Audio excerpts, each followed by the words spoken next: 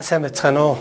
Өнөөдрийн хичээлээр татварын ногдлыг тодорхойлох, татвар хураах зорилгоор хэрэгжүүлэх нийтлэг ажиллагаатай холбогдсон харилцааг зохицуулах журмыг танилцуулна. 2020 оны 1 сарын 1-ээс мөрдөж байгаа татварын ерөнхий хуулийн 19 дугаар зүйлд бол татварын алба бол татвар төлөгчийн байр агуулгад орж мэдээлэл баримт цуглуулах, үзлэг хийх, тооллого явуулах, ажлын зураг авалт хийх зэрэг нийтлэг ажиллагааг хэрэгжүүлэх эрхтэй гэж заасан байгаа. За эдгээр нийтлэг ажиллагаа нь бол одоо байр агуулгад нэвтрэн орно. Үүнийг бол татварын ерөнхий хуулийн 20 дугаар зүйлээр зохицуулж байгаа. Мэдээлэл баримт цуглуулах энэ харилцааг бол татварын ерөнхий хуулийн 21 дугаар зүйлээр, үзлэг хийх харилцааг бол 22 дугаар зүйлээр, тооллого явуулах харилцааг бол 23 дугаар зүйлээр, ажлын зураг авалт хийх энэ ажиллагааг бол 24 дугаар зүйлээр зохицуулсан байгаа.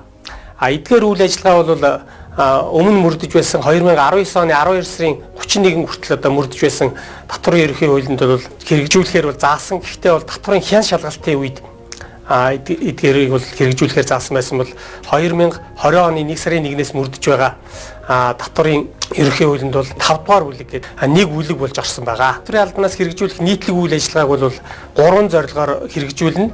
Нэгдүгээрт нь бол Монгол улс гадаад улстай байгуулсан татварын зорилгоор мэдээлэл харилцан солилцох энэ гэрээний дагуу гадаад улсаас ирүүлсэн хүсэлт өргөдлийг бол биелүүлэх зорилгоор, хоёрдугаарт нь бол татварын хян шалгалтын үед татвар төлөгчийн татварын ногдлыг тодорхойлох зорилгоор, гуравдугаарт нь бол өртөө татвар төлөгчийн хөрөнгийн байдлыг тогтоох ийм зорилгоор бол одоо хэрэгжүүлж байгаа.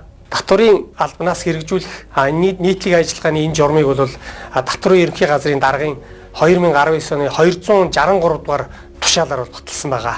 За татварын албанаас хэрэгжүүлэх нийтлэг үйл ажиллагааг бол татварын албаны нийтлэг үйл ажиллагааны томилт гэсэн ийм томилтоор хийж гүйцэтгэх нь урд дахь татварын ерөнхий хуулийн үед бол хян шалгалтын үед хэрэгжүүлдэг байсан учраас хян шалгалтын томилтын хүрээнд бол энэ үйл ажиллагаа явагддаг байсан.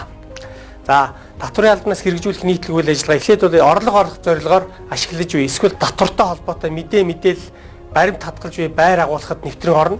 Энэ байр агуулга нь бол хуулиар хориглоогүй байр агуулга байх ёстой. Үүнээс гадна бол байр агуулгах, компьютер техник хэрэгсэл, програм хангамжид бол нэвтрэх эрхтэй. Хуулиар бол нэвтрэн орохыг хориглосон дипломат төлөөлөгчийн газар болон консулын газар тусгай эрх ямтай албан тушаалтны ажлын байранд бол энэ нэвтрэн орохыг бол хориглоно. Үүний дараа бол явуулж буй үйл ажиллагаа хөрөнгийн байдлыг тогтоох зорилгоор бол үзлэг хийн. Үзлэгийг хийхдээ бол хөндлөнгийн гэрчийг байлцуулна. Мөн татварын ногдуулалт төлөлттэй холбоотой мэдээлэл баримт цуглуулах энэ үйл ажиллагааг бол хэрэгжүүлнэ. Энэ үйл ажиллагааг бол татвар төлөгчий болон түүнтэй харилцаа хамгаалах үе эсвэл хамтран үйл ажиллагаа явуулж байгаа 3 дахь читгэдээс энэ мэдээлэл баримтыг бол гаргуулan авч болно. За үүний дараа бас бараа, эд хөрөнгө, бэлэн мөнгийг тоолох зорилгоор бол тооллогыг явуулна. Тооллогыг явуулахдаа бол татварын алба хамгийн тохиромжтой аргыг сонгон хэрэглэнэ. Мөн төлбөл зохих татварын хэмжээг тодорхойлох, үйлдвэрлэлийн үйлчлэгийн хэмжээ, орлого зардлыг тогтоох зорилгоор бол ажлын зураг авалт хийн. Ажлын зураг авалтыг бол урьдчилан мэдэгдэж хийж болно.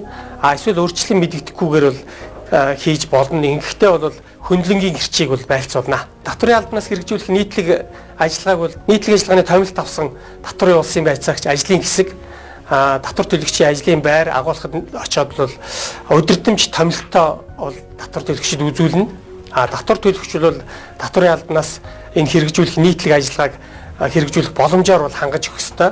Хэрвээ татвар төлөгч зохион байгуулалттайгаар эсэргүүцэх эсвэл хүч хэрэглэх юм бол татварын алба бол цагдаагийн байгууллагын дэмжлэг авч энэ ажиллагааг бол хэрэгжүүлнэ. Дээр дурдсан нийтлэг ажиллагааг бол дангаар нь буюу хамтд нь гүйцэтгэж болно. За ингээд татварын алба бол нийтлэг ажиллагаагаа татвар төлөгчийн ажлын байр агуулгад хийж гүйцэтгээд татварын ерөнхий хууль заасан бол баримт бичгүүдийг үйлдэнэ. Мөн татварын алба нийтлэг үйл ажиллагааныхаа явцыг бол ботоо болон дүрс, дуу бичлэгийн хэрэгслээр бол баталгаажуулж болно. Ингээд л бол баримт бичгүүдэд үйлдээд татвар төлөгчөөр гарын үсэг зурвална. Хэрвээ татвар төлөгч эдгээр баримт бичигт гарын үсэг зурхаас татгалзах юм бол тайлбарыг бол авч авсаргана. Ингээд татварын албанаас хэрэгжүүлэх нийтлэг ажиллагааг хэрэгжүүлж дууссаны дараа бол эдгээр үйлдсэн баримт бичиг тэгээд баталгаажуулсан ботоо болон дуу дүрсний бичлэгээ бол ашиглах одоо татварын хян шалгалт, өр барагдуулалт, гадаад улстай мэдээлэл солилцох ажил хариуцсан нэгжид бол хүлээлгэж өгнө. Нийтлэг ажиллагааг хэрэгжүүлэх үед бол өөрийн харьяаллын татвар төлөгч одоо өөр аймаг суманд ас хол байрлаж явах юм бол тэр татварын албанд бол хүсэлт гаргаж тэр албаар бол бас гүйцэтгүүлж болно. Татвар төлөгч одоо энэ татварын албаас хэрэгжүүлж байгаа нийтлэг ажиллагаатай холбоотой, нийтлэг ажиллагааны шийдвэртэй холбоотой гомдлоо бол тухайн ажлыг хэрэгжүүлсэн татварын улсын байцаагчийн шууд харьяалах татварын албаны даргад л гаргаж шийдвэрлүүлнэ. За та бүхэнд баярлалаа.